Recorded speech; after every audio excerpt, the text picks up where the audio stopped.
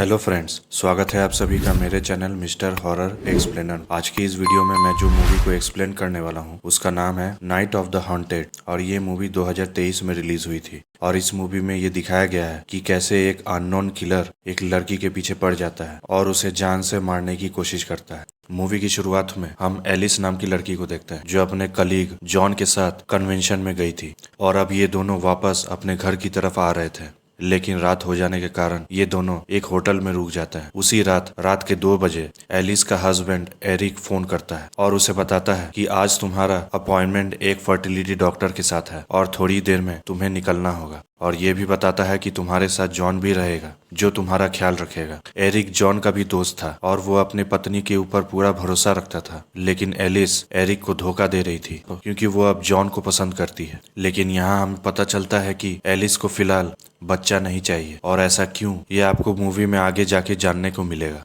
फिर एलिस और जॉन दोनों तैयार होकर रात को हॉस्पिटल के लिए निकल जाते हैं। लेकिन रास्ते में जाते जाते जॉन देखता है कि उसकी गाड़ी का पेट्रोल खत्म होते जा रहा है। लेकिन जॉन एलिस को बताता है कि मैंने कल ही गाड़ी में पेट्रोल भरवाया था, लेकिन अचानक कैसे आज खाली हो गया। फिर वो दोनों आगे जाते जाते एक पेट्रोल पंप में रुकते हैं। जॉन अपनी गाड़ी में पेट्रोल भरने लगता है और एलिस खाने का सामान खरीदने के लिए दुकान के अंदर चली जाती है। तभी हम देखते हैं कि गाड़ी के नीचे से पेट्रोल लीक कर रहा है। एलिस अपनी पूरी जरूरी का सामान खरीद कर काउंटर पर आती है, लेकिन वो देखती है कि काउंटर पे कोई भी नहीं था, पर वहाँ उसे खून का धब्बा दिखाई देता है। ये देखकर वो दौड़कर दुकान के बाहर आती है। तभी उसके ऊपर कोई गोली चला देता है, जिसमें से एक गोली उसके कंधे से होते हुए गुजर जाती है। एलिस के कंधे से खून निकलने लगता है और वह अपनी जान बचाने के लिए जॉन को चिल्लाते हुए बुलाने लगती है। लेकिन जॉन गाड़ी के अंदर बैठा हुआ था और गाना सुन रहा था और उसे कुछ भी सुनाई नहीं दे रहा था। फिर एलिस अपने कंधे का खून रोकने के लिए उसमें कपड़ा बांध देती है और दुकान के बाहर झांकने लगती है। और हम देखते हैं कि थोड़ी दूर में एक बिल बोर्ड लगा हुआ था और वहीं से कोई फायरिंग कर रहा है। और क्योंकि जॉन उसकी आवाज सुन नहीं पा रहा था, इसलिए एलिस अपना फोन लेने की कोशिश करती है जो दरवाजे के सामने गिरा हुआ था। एलिस अपना फोन लेने के लिए आगे बढ़ती है, तभी वो किलर उसके फोन को डिस्ट्रॉय कर देता है। फिर हमें वहां पर सीसीटीवी कैमरा नजर आता है जिसमें वो देखती है कि एक इमरजेंसी एग्जिट डोर है जहां से वो बाहर निकल सकती है। तभी वहां पर एक वॉकी टॉकी नजर आता है जिसमें कोई आदमी एमिलिया नाम की लड़की को ढूंढने की कोशिश कर रहा था। एलिस किसी तरह बचते बचाते काउंटर के पास आती है और उस वॉकी को ले लेती है और उस आदमी से बात करने लगती है और अपने साथ हुई सारी घटनाओं के बारे में बताने लगती है। तभी हम देखते हैं कि जॉन अपनी गाड़ी से उतरता है और देखता है कि उसका पेट्रोल टैंक फिर से खाली हो गया। वो गाड़ी के नीचे देखता है कि उसका पेट्रोल टैंक लीक कर रहा है। बहुत देर हो जाने के बाद जॉन एलिस को ढूंढने के लिए दुकान के अंदर आ जाता है। जैसे ही एलिस जॉन को नीचे झुकने के लिए कहती है, तभी वो किलर जॉन के ऊपर गोली मार देता है और एलिस ये सब देखकर रोने लग रही थी। और ये सब कुछ हो जाने के बाद एलिस वॉकी से उस आदमी से बात करती है और जल्द से जल्द पुलिस को फोन करके यहाँ पर आने के लिए बोलती है। वो आदमी पुलिस को इन्फॉर्म कर देता है और बताता है कि 15 मिनट के अंदर पुलिस वाले यहाँ पर आ जाएंगे। ये सुनने के बाद एलिस के मन को राहत मिलती है। लेकिन हम देखते हैं कि जो आदमी एलिस से वॉकी में बात कर रहा था वो और कोई नहीं बल्कि किलर था। और आखिर वो किलर एलिस के साथ ऐसा क्यों कर रहा है, ये भी आपको धीरे धीरे करके पता चलेगा। अपने आप को बचाने के लिए एलिस वो दुकान के अंदर इलेक्ट्रिक्स का सर्किट बोर्ड दिखाई देता है और अगर उसे बंद कर देती है तो पूरे दुकान की लाइट बंद हो जाएगी, जिससे कि वो किलर उसे नहीं देख पाएगा। एलिस जिस रैक के पीछे छुपी हुई थी वो रैक मूवेबल था। एलिस अपने एक हाथ से रैक को पुश करने लगती है और इलेक्ट्रिसिटी सर्किट बोर्ड के पास चली जाती है और करंट को बंद कर देती है, जिसके कारण पूरी दुकान में लाइट बंद हो जाती है। फिर वहाँ उसे एक औरत की लाश दिखाई देती है और ये और कोई नहीं बल्कि एमिलिया थी। और एमिलिया और कोई नहीं बल्कि किलर की बीवी थी। किलर एलिस को वॉकी में बताता है कि उसकी बीवी एमिलिया उसे धोखा दे रही थी, इसीलिए मैंने उसे मार दिया। एलिस को कुछ समझ नहीं आ रहा था कि वो अब क्या करेगी, क्योंकि दुकान के अंदर जो लैंडलाइन फोन भी था वो भी डेड था और उसके पास एक ही उपाय था और वो था जॉन का फोन जो कि उसकी गाड़ी के अंदर था। एलिस किसी तरह जॉन की बॉडी से गाड़ी की चाबी निकाल लेती है और गाड़ी का अलार्म बजाने लगती है।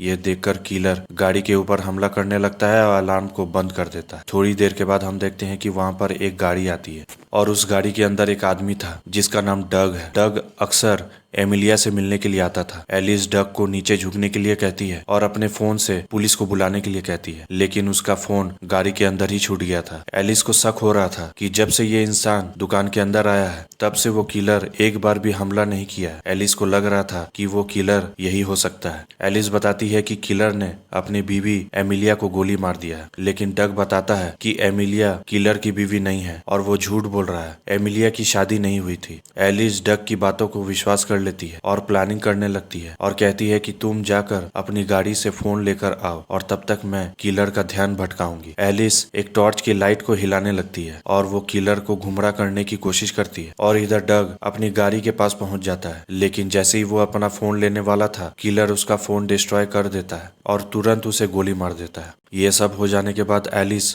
शॉक में आ जाती है। किलर वॉकी से बोलता है कि कौन इंसान अपनी जान बचाने के लिए किसी दूसरे इंसान को मौत के मुंह में ढकेलता है, और ये भी कहता है कि मैं जो कुछ भी कर रहा हूँ ये भी मैं जानबूझ करके नहीं कर रहा हूँ। किलर आखिरकार बता देता है कि उसने एलिस को कन्वेंशन में देखा था और यहाँ हमें पता चलता है कि एलिस एक ड्रग कंपनी की वाइस प्रेसिडेंट मार्केटिंग का काम करती है और वो सोशल मीडिया में अपने ड्रग्स की मार्केटिंग करती है। किलर बताता है कि तुम्हारी कंपनी देश की सबसे बड़ी ड्रग कंपनी है, लेकिन तुम्हारी कंपनी की वजह से कितने लोगों की जान जा रही है। लेकिन एलिस कहती है कि मैं दवाई नहीं बनाती बल्कि उसका प्रमोशन करती हूँ। ये सुनकर किलर कहता है कि अभी के समय में सोशल मीडिया एक ऐसा जरिया हो गया है जिससे कि लोगों को सबसे ज्यादा धोखे में रखा जाता है, खासकर कि जवान लोगों को, और तुम यही सब काम करती हो। और यहाँ हमें पता चलता है कि आखिर क्यों किलर एलिस के पीछे पड़ा है। दरअसल एलिस को वहाँ एक यूनिफॉर्म मिलता है जिसमें हेनरी लिखा हुआ था और उसे लग रहा था कि ये किलर का नाम हेनरी है, लेकिन किलर एलिस को बताता है कि वो हेनरी नहीं है। यहाँ हमें पता चलता है कि जब एमिलिया के चलते हेनरी को बाहर निकाल दिया गया था तब उसकी हालत बहुत खराब हो गई थी और उसकी एक बेटी भी थी जो बीमार थी और थोड़ी दिनों के अंदर उसकी बेटी की भी मौत हो गई थी और इसीलिए वो किलर हेनरी की मौत का बदला लेना चाहता था और इसीलिए उसने एमिलिया को मार दिया था। और उसकी भी बेटी एलिस की कंपनी की बनाई हुई दवाई खाकर मर गई थी, इसीलिए वो किलर एलिस को भी मारना चाहता है और इसीलिए उसने ये पूरा प्लान बनाया और उसकी गाड़ी का पेट्रोल टैंक लीक करवाया। किलर जानता था कि एलिस ज्यादा दूर नहीं जाएगी और उसके पास वाले पेट्रोल पंप पर ही आएगी और ऐसा ही हुआ। एलिस उसके पास वाले पेट्रोल पंप पर आई और ये सब हो रहा है और किलर उसका यहीं पर इंतजार कर रहा था और उसे मार देगा और साथ में अपनी बेटी का मौत का बदला भी ले लेगा। तभी वहां पर एक और आदमी पेट्रोल भरने के लिए आता है, लेकिन उसका कार्ड मशीन में काम नहीं कर रहा था जिसके कारण वो वहां से चला जाता है, लेकिन किलर उसके ऊपर हमला नहीं करता है। फिर एलिस किलर से बात करने लगती है। किलर बताता है कि तुम अपने पति को धोखा दे रही हो।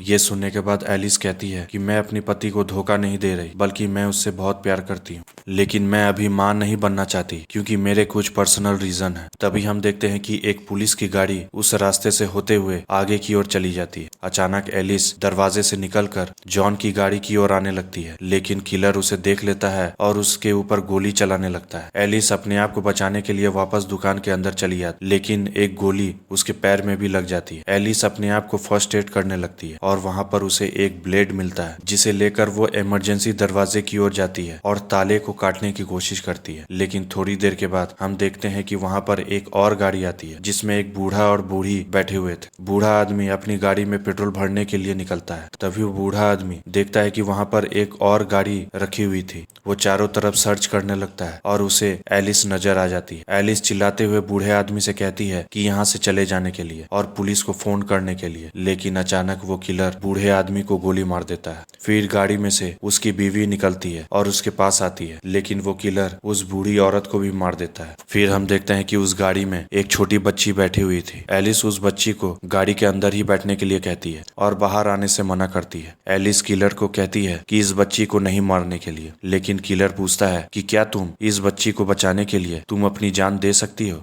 एलिस कह देती है हाँ, मैं उसे बचाने के लिए अपनी जान दे सकती हूँ। किलर एलिस से कहता है कि मैं तुम्हें मार दूंगा तब जाकर मैं इस बच्ची को जिंदा छोड़ दूंगा, और ये भी कहता है कि इस बच्ची से कहने के लिए कि रोड की तरफ भागने के लिए। एलिस मान जाती है और बच्ची से कहती है कि रोड की तरफ भागने के लिए, लेकिन वो बच्ची रोड की तरफ ना भागते हुए वो सीधा एलिस के पास आ जाती है। ये देखकर किलर जो छुपा हुआ था वो खड़ा हो जाता है और पेट्रोल पंप की ओर आने लगता है। एलिस जल्दी से इमरजेंसी दरवाजे की ताले को तोड़ने लगती है और उसके अंदर चली जाती है और उस बच्ची को एक जगह छुपा देती है और कहती है कि अगर तुम्हें डर लगे तो धीरे धीरे करके गाना गाते रहना और चाहे कुछ भी हो जाए यहाँ से निकलने के लिए मना करती है। एलिस अपने आप को बचाने के लिए एक हथियार का इंतजाम करती है। फिर वो किलर दुकान के अंदर पहुंच जाता है और एलिस को ढूंढने की कोशिश करता है। तभी अचानक एलिस पीछे से आकर एक रॉड किलर के पेट में घुसा देती है, लेकिन किलर उस रॉड को अपने पेट से निकाल लेता है और अपनी बंदूक निकालकर एलिस को मारने ही वाला था, लेकिन फिर से एलिस और किलर के बीच हाथापाई होने लगती है और एक गोली एलिस को लग जाती है। किलर उस बच्ची को ढूंढने के लिए इमरजेंसी दरवाजे के अंदर पहुंच जाता है और वहां एक शटर जो बंद था उसे खोल देता है और उस बच्ची को ढूंढ लेता है और वो अपना मास्क हटाने ही वाला था। तभी वहां पर एलिस फिर से आ जाती है और रॉड से किलर के ऊपर हमला करने लगती है। एलिस किलर को शटर के नीचे गिरा देती है और शटर को बंद करने लग, जिसके कारण शटर सीधे किलर के चेहरे के ऊपर आने लगता है और किलर का चेहरा क्रश हो जाता है। फिर वो बच्ची बाहर निकलती है और वो देखती है कि एलिस भी मर चुकी है, क्योंकि एलिस के पेट में गोली लगी थी। देखते ही देखते सुबह हो जाती है और वो बच्ची दुकान से निकलकर हाईवे की तरफ दौड़ने लगती है और वहां से भाग जाती है। और इसी के साथ ये मूवी यहीं पे खत्म होती है। आखिरकार हमें नहीं बताया गया कि ये असली में किलर कौन था, और मुझे लगता है कि शायद ये किलर एरिक हो सकता है जो एलिस का पति है, क्योंकि उसे पता चल गया था कि एलिस और जॉन के बीच अफेयर चल रहा है और इसीलिए वो दोनों को मारना चाहता था और इसीलिए वो पूरा प्लानिंग किया। अगर आपको ये वीडियो का एक्सप्लेनेशन अच्छा लगा है तो लाइक जरूर कीजिएगा, शेयर जरूर कीजिएगा और चैनल पर नए हैं तो सब्सक्राइब जरूर कीजिएगा। मिलते हैं नेक्स्ट वीडियो में।